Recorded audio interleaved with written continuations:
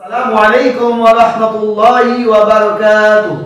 আলহামদুলিল্লাহি ওয়াহদা ওয়াসসালাতু ওয়াসসালামু আলা মান লা নাবিয়্যা বা'দা।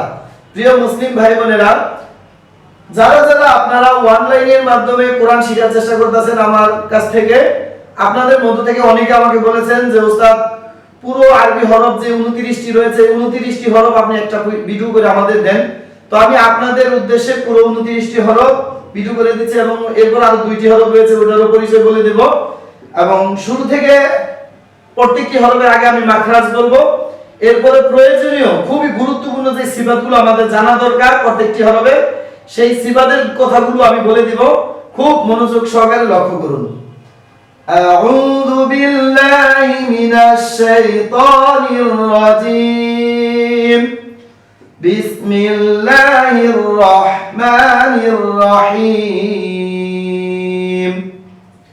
মুখের ভিতর খালি জায়গা থেকে আলিফ হরফটি উচ্চারিত হয়। আলিফ হরফের নির্ধারিত কোনো মাখরাজ নেই, মুখের ভিতর খালি জায়গা থেকে পড়তে হয়। হরফটি পড়ার সময় আওয়াজ মিডিয়াম হবে, চিকন হবে, নিচের দিকে দাবিতে হবে। লিপ বলার সময় বাতাস বের হবে। বা দুই ঠোঁটের বেজা অংশ থেকে বা হরফটি উচ্চারিত হয়। হরফটি পড়ার সময় আওয়াজ শক্ত হবে, চিকন হবে, নিচের দিকে দাবিতে হবে, বাতাস বন্ধ, আওয়াজও বন্ধ। বা তা জিহ্বার আগে সামনের উপরে দুই দাঁতের গোড়ার সঙ্গে লাগিয়ে তা হরফটি উচ্চারিত হয়।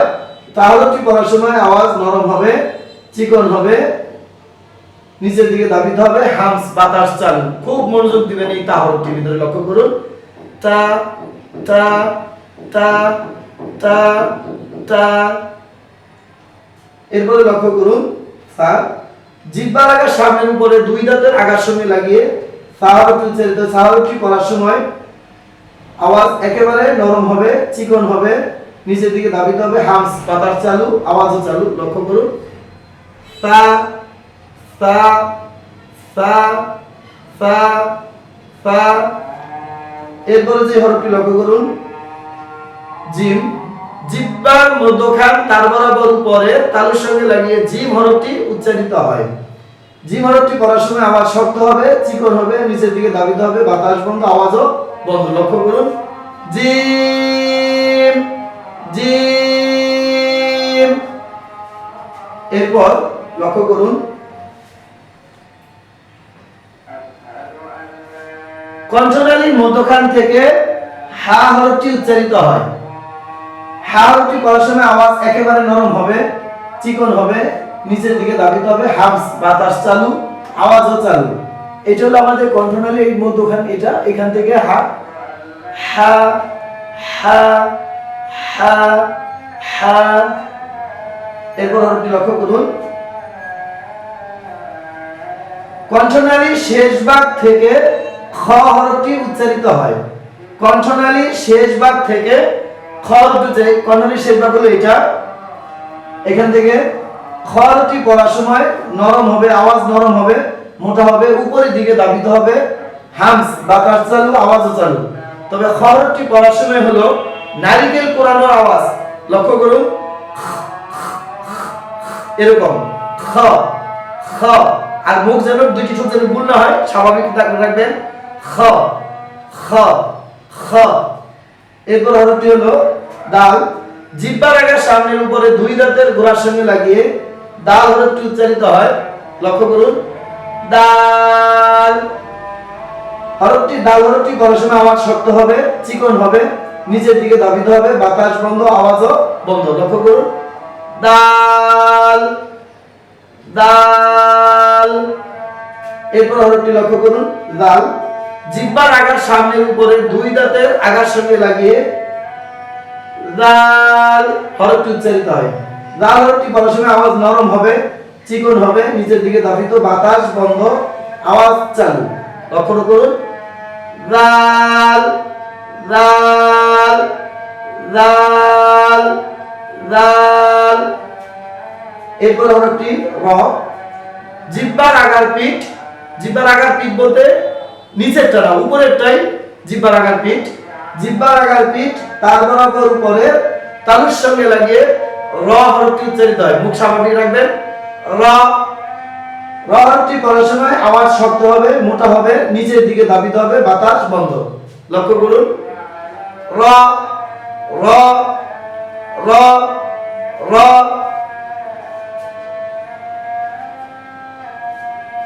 এরপরে লক্ষ্য করুন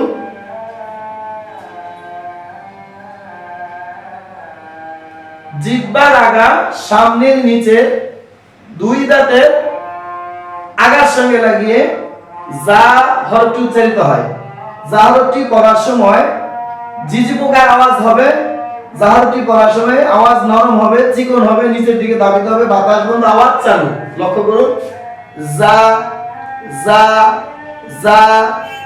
এরপরে লক্ষ্য করুন সিন জিহ্বার আগা সামনের নিচে দুই দাঁতের আগার সঙ্গে লাগিয়ে সিন হরফটি উচ্চারিত হয়। সিন হরফটি পড়ার সময় আওয়াজ নরম হবে, চিকন হবে, নিচের দিকে দাবিত, হামস বাতাস চালু, আওয়াজও চালু। লক্ষ্য করুন সিন সিন, শক্ত যেন না হয় এবং মোটা যেন না হয়, লক্ষ্য রাখবেন সিন সিন। এরপর হরফটি শিন জিহ্বার মধ্যখান তার বরাবর উপরের তালুর সঙ্গে লাগিয়ে শিন হরফটি উচ্চারিত হয়। শিন হরফটি পড়ার সময় আওয়াজ নরম হবে, চিকন হবে, নিচের দিকে দাবিত, হামস বাতাস চালু, আওয়াজও চালু। লক্ষ্য করুন শিন হরফটি পড়ার সময় শিশি শব্দ হবে, শিন শিন। এরপর হরফটি লক্ষ্য করুন সাদ জিহ্বার আগার সামনের নিচে দুই দাঁতের আগার সঙ্গে লাগিয়ে সাদ হরফটি উচ্চারিত হয়। সাদ হরফটি পড়ার সময় আওয়াজ শক্ত করে পড়বেন, মোটা করে পড়বেন এবং উপরের দিকে দাবিত হবে পড়ার সময়, হামস বাতাস চালু, আওয়াজও চালু। লক্ষ্য করুন সাদ সাদ সাদ। এরপর হরফটি লক্ষ্য করুন দদ জিহ্বার গোড়ার কিনারা উপরের দাঁতের মাড়ির গোড়ার সঙ্গে লাগিয়ে দদ হরফটি উচ্চারিত হয়। দদ হরফটি পড়ার সময় আওয়াজ শক্ত হবে, মোটা হবে, উপরের দিকে দাবিত হবে, বাতাস বন্ধ, আওয়াজ চালু। দদে দদে খুব যেন ভুল নয়, স্বাভাবিক রাখবেন দদে। আশা করি বুঝতে পেরেছেন। এরপরে যে হরফটি লক্ষ্য করুন জিহ্বার আগার সামনের উপরে দুই দাঁতের গোড়ার সঙ্গে লাগিয়ে ত হরফটি উচ্চারিত হয়। ত হরফটি পড়ার সময় আওয়াজ একেবারে শক্ত করবেন, মোটা এবং উপরের দিকে দাবিত হবে, বাতাস বন্ধ, আওয়াজ বন্ধ। খুব মনোযোগ সহকারে প্রিয় মুসলিম তা আর তর যে পৃথক খুব ভালো করে বোঝার চেষ্টা করুন। ত হরফ পড়ার সময় যেন কোনো বাতাস না বের হয়, বন্ধ করে দিবেন এবং খুব শক্ত এবং মোটা করে পড়বেন। লক্ষ্য করুন আর দুইটি শব্দ যেন ভুল নয়, স্বাভাবিক থাকবে ত ত ত ত ত ত। এরপর হরফটি লক্ষ্য করুন র জিহ্বার আগার সামনের উপরে দুই দাঁতের আগার সঙ্গে লাগিয়ে র হরফটি উচ্চারিত হয়। জ হরফটি পড়ার সময় আওয়াজ শক্ত হবে, মোটা হবে, উপরের দিকে দাবিত, বাতাস বন্ধ, আওয়াজ চালু। লক্ষ্য করুন র র র র র। এরপর হরফটি হলো আইন কণ্ঠনালীর মধ্যখান থেকে আইন হরফটি উচ্চারিত হয়, এটা হলো মাখরাজ। আইন হরফটি পড়ার সময় আওয়াজ নরম হবে, চিকন হবে, নিচের দিকে দাবিত, বাতাস বন্ধ। আইন আইন আইন। এরপর হরফটি লক্ষ্য করুন গাইন জিহ্বার গোড়ার কিনারা কণ্ঠনালীর শেষ ভাগ থেকে গাইন হরফটি উচ্চারিত হয়। এই গাইন হরফটি পড়ার সময় প্রিয় মুসলিম ভাই বোনেরা আমরা অনেকেই মুখের ভিতরে পানি একটু ঘর করা যে কুলি করি, এরকম আওয়াজ করি, ঠিক গাইন হরফ পড়ার সময় এরকম আওয়াজ দিয়ে পড়বেন, এরকম আওয়াজ দিবেন গাইন গাইন গাইন। গাইন হরফটি পড়ার সময় আওয়াজ মিডিয়াম হবে, মোটা হবে, উপরের দিকে দাবিত হবে, বাতাস বন্ধ, আওয়াজ চালু গাইন। এরপরে লক্ষ্য করুন ফা নিচের ঠোঁটের পেট সামনের উপরে দুই দাঁতের আগার সঙ্গে লাগিয়ে ফা হরফটি উচ্চারিত, এটা হলো মাখরাজ ফা। এবং ফা হরফটি পড়ার সময় যেখানে দাঁত লাগাইলে আমরা স্লিপের মতো স্লিপ কাটবে, ঠিক ওই জায়গায় লাগিয়ে ফা বলবেন। লক্ষ্য করুন ফা ফা ফা। ফা হরফটি পড়ার সময় আওয়াজ একেবারে নরম হবে, চিকন হবে, নিচের দিকে দাবিত, হামস বাতাস চালু, আওয়াজও চালু ফা। এরপরে লক্ষ্য করুন কফ জিহ্বার গোড়া তার বরাবর উপরে তালুর সঙ্গে লাগিয়ে কফ হরফটি উচ্চারিত হয়। কফ হরফটি পড়ার সময় এই কফ হরফটি কফ বলার শেষে বাতাস আসে, এটা হামসের হরফ না, এটা হামজার হরফ বলে না, এটা কফ। এরকম কফ হরফটি পড়ার সময় আওয়াজ শক্ত হবে, মোটা হবে, উপরের দিকে দাবিত, বাতাস বন্ধ, আওয়াজও বন্ধ। লক্ষ্য করুন, কফ, দুইটা ঠোঁট স্বাভাবিক রাখবেন, কফ কফ। অনেকে আমরা বা আমরা অনেকেই কফটা এইভাবে বলি, কফ কফ কফ, এটা কিন্তু ভুল, এভাবে পড়িয়েন না। কফ হরফটি যে মাখরাজ, এটা হলো জিহ্বার গোড়া তার বরাবর, এখান থেকে পড়বেন, কফ কফ। এরপর হরফটি লক্ষ্য করুন, কাফ। জিহ্বার আগা, জিহ্বার গোড়া একটু আগে বাড়িয়ে, আবার শুনুন, জিহ্বার গোড়া একটু আগে বাড়িয়ে তার বরাবর উপরে তালুর সঙ্গে লাগিয়ে কাফ হরফটি উচ্চারিত হয়। কাফ হরফটি পড়ার সময় আওয়াজ নরম হবে, চিকন হবে, নিচের দিকে দাবিত হবে, হামস মানে বাতাস চালু, আওয়াজ বন্ধ। খুব মনোযোগ দিয়ে, কাফ কাফ কাফ কাফ কাফ কাফ। কাফ হরফটি হামসের হরফ, এটা অবশ্যই পড়ার সময় বাতাস বের করবেন, আর কফ হরফটি যেন বাতাস না বেরোয় এদিকে লক্ষ্য রাখবেন। এরপর হরফটি লক্ষ্য করুন, লাম। জিহ্বার আগার কিনারা তার বরাবর উপরে দাঁতের মাড়ির গোড়ার সঙ্গে লাগিয়ে লাম হরফটি উচ্চারিত হয়। এটা হলো আমাদের জিহ্বা, আপনি হয় এই কিনারা বা এই কিনারা, যেটা কিন্তু সরাসরি জিহ্বার আগা যেন না লাগে, এক সাইড যে কোনো একটা সাইড লাগিয়ে জিহ্বার আগার কিনারা তার বরাবর উপরে দাঁতের মাড়ির গোড়ার সঙ্গে লাগিয়ে, যেটা হলো দাঁতের গোড়া, এটা দাঁতের গোড়া এর পিছনে যে অংশ রেখে মাড়ি বলে, ওইখানে জিহ্বার আগার এক কিনারা লাগান, লাম লাম হরফটি উচ্চারিত হয়। লাম হরফটি পড়ার সময় আওয়াজ মিডিয়াম হবে, চিকন হবে, নিচের দিকে দাবিত, বাতাস বন্ধ। এরপর লক্ষ্য করুন, মিম। দুই ঠোঁটের শুকনো অংশ থেকে মিম হরফটি উচ্চারিত হয়, মিম মিম। মিম হরফটি পড়ার সময় আওয়াজ মিডিয়াম হবে, চিকন হবে, নিচের দিকে দাবিত হবে, বাতাস বন্ধ। এরপর লক্ষ্য করুন, জিহ্বার আগা তার বরাবর উপরে তালুর সঙ্গে লাগিয়ে নুন হরফটি উচ্চারিত হয়। নুন হরফটি পড়ার সময় আওয়াজ মিডিয়াম হবে, চিকন হবে, নিচের দিকে দাবিত হবে, বাতাস বন্ধ। লক্ষ্য করুন, নুন নুন। শুধু নুন পড়ার সময় দুইটি ঠোঁট গোল হয়, নুন নুন। এরপরে যে হরফটি লক্ষ্য করুন, দুই ঠোঁট গোল করে সামান্য ফাঁকা রেখে ওয়াও হরফটি উচ্চারিত হয়। লক্ষ্য করুন, ওয়াও, এদিকে সরাইবেন, ওয়াও ওয়াও, এটা হলো মাখরাজ। ওয়াও হরফটি পড়ার সময় আওয়াজ নরম হবে, চিকন হবে, নিচের দিকে দাবিত, বাতাস বন্ধ, আওয়াজ চালু, ওয়াও ওয়াও ওয়াও। এরপর লক্ষ্য করুন, কণ্ঠনালীর শুরু থেকে হা হরফটি উচ্চারিত হয়। হা হরফটি পড়ার সময় আওয়াজ একেবারে নরম হবে, চিকন হবে, নিচের দিকে দাবিত, হামস মানে বাতাস চালু, আওয়াজও চালু।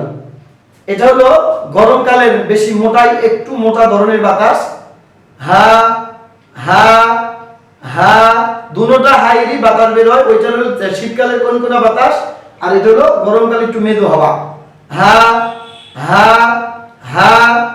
এরপর হরফটি লক্ষ্য করুন, হামজা। কণ্ঠনালীর শুরু থেকে হামজা হরফটি উচ্চারিত হয়। হামজা হরফটি পড়ার সময় আওয়াজ মিডিয়াম হবে, চিকন হবে, নিচের দিকে দাবিত, বাতাস বন্ধ, হামজা হামজা হামজা হামজা। এরপরে লক্ষ্য করুন, জিহ্বার মধ্যখান তার বরাবর উপরে তালুর সঙ্গে লাগিয়ে ইয়া হরফটি উচ্চারিত হয়। ইয়া হরফটি পড়ার সময় আওয়াজ নরম হবে, চিকন হবে, নিচের দিকে দাবিত হবে, বাতাস বন্ধ, আওয়াজ চালু। ইয়া হরফটি পড়ার সময় একটু চাচা চাচা শব্দ দিবেন, ইয়া ইয়া ইয়া ইয়া ইয়া ইয়া। এরপরে যে দুইটি এখানে হরফ রয়েছে লক্ষ্য করুন, এই হরফটির নাম হলো গুলতা। এই গুলতা হরফটিতে যদি আপনি ওয়াকফ করেন তাহলে হা সাকিন পড়তে হয়, আর যদি ওয়াকফ আপনি না করেন, কোরআন মাজিদে যেখানেই পান, যদি ওয়াকফ করেন তাহলে হা সাকিন পড়তে হয়, আর যদি ওয়াকফ না করেন তাহলে এই গুলতাকে তা বলে পড়তে হয়। আর এই হরফটি লক্ষ্য করুন, এটা হলো লাম আলিফ। এই হরফটির নাম হলো লাম আলিফ। তো প্রিয় মুসলিম ভাই বোনেরা, আশা করি বুঝতে পেরেছেন, গুলতায় যদি আপনি ওয়াকফ করেন তাহলে হা সাকিন পড়তে হয়, আর এটার নাম হলো লাম আলিফ। তো আশা করি বুঝতে পেরেছেন প্রিয় মুসলিম ভাই বোনেরা। তাহলে আরবি হরফ হলো 29টি। এই 29টি এবং এই দুইটি হরফ আপনারা জেনে রাখবেন, বুঝে শিখে রাখবেন, সামনে কাজে লাগবে অবশ্যই। তো প্রিয় মুসলিম ভাই বোনেরা, যারা যারা আপনারা আমাদের এই মাহাদুর তালিমুল কোরআন যে কোরআন শিক্ষার যে চ্যানেলের সাথে যারা নতুন অ্যাক্টিভ হয়েছেন এবং পুরাতন যারা রয়েছেন, অবশ্যই আপনারা পার্ট 1 থেকে সমস্ত ভিডিওগুলো দেখে আসুন, তাহলে আপনাদের জন্য একেবারে সহজ হবে কোরআন শিখে বুঝে আমল করাটা, আমি আশা করি ইনশাআল্লাহ। এই বলে আজ আমি এখানেই পড়া শেষ করতেছি। আসসালামু আলাইকুম ওয়া রাহমাতুল্লাহ। সুবহানাকাল্লাহুম্মা ওয়া বিহামদিকা।